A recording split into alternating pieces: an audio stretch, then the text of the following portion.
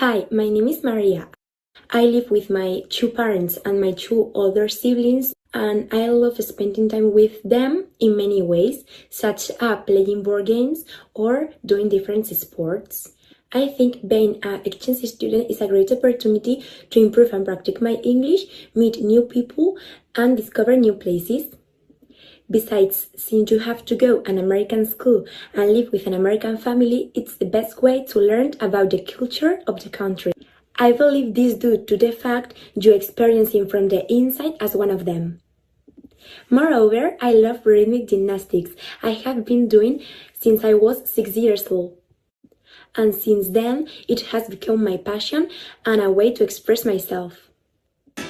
I also love watching TV series, movies, listen to music, going out with my friends, and shopping.